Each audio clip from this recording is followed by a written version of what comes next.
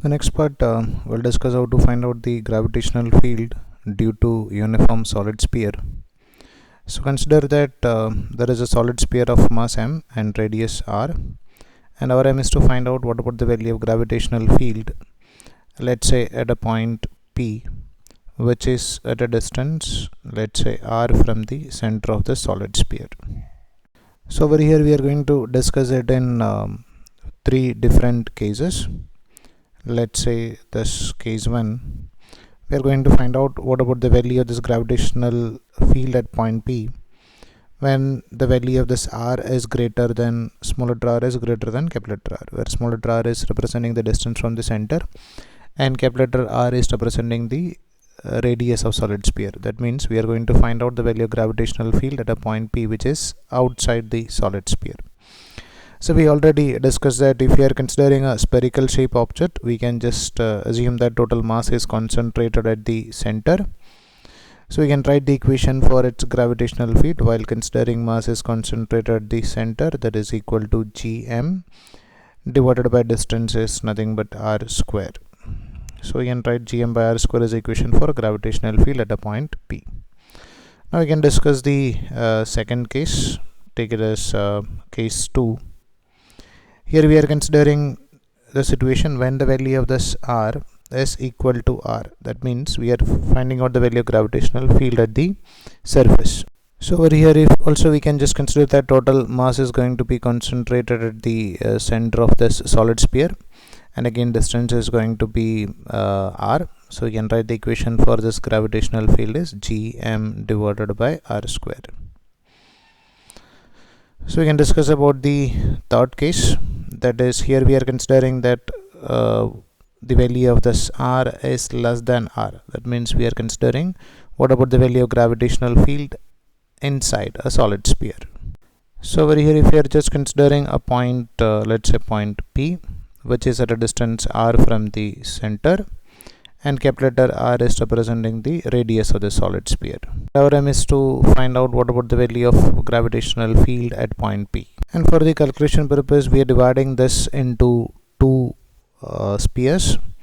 One solid sphere of radius, take it as nothing but P, and another hollow sphere of inner radius r and small letter r, and outer radius take it as capital letter R.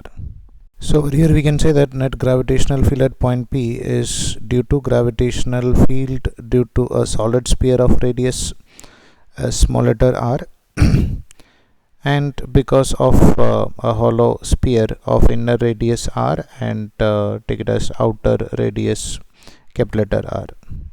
So for the calculation purpose, we can just consider it in two different parts.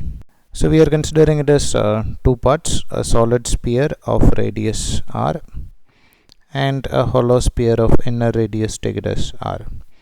And our aim is to find out what about the value of gravitational field at point P. So we can say that net gravitational field at point P is due to gravitational field due to solid sphere plus gravitational field due to this hollow sphere. That will give the total gravitational field due to a solid sphere of radius capital letter R, because we just divide this one into two parts. Now we know the equation for gravitational field at point P due to a solid sphere. It is just like point P on the surface. So the equation is going to be gm divided by r square, where the small letter m is the mass of this solid sphere of radius r.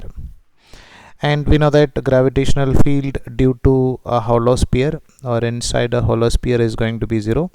So at point P, due to this element, we can say that gravitational field is 0.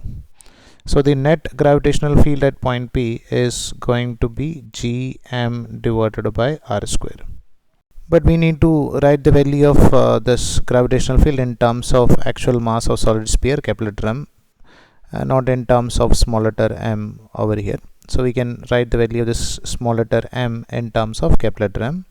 So mass we can take it as density into volume, and density we can take it as nothing but the total mass of sphere divided by total volume, which is 4 by 3 pi r cube, into the volume of a small sphere that we consider, that is 4 by 3 pi small letter r cube. So we can write the value of this small letter m is equal to m into this 4 by 3 pi, and this one get cancelled.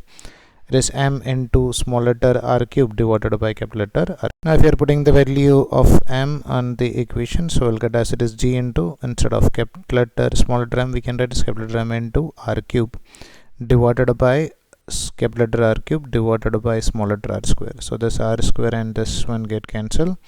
We can write the equation for this is equal to gmr divided by r cube.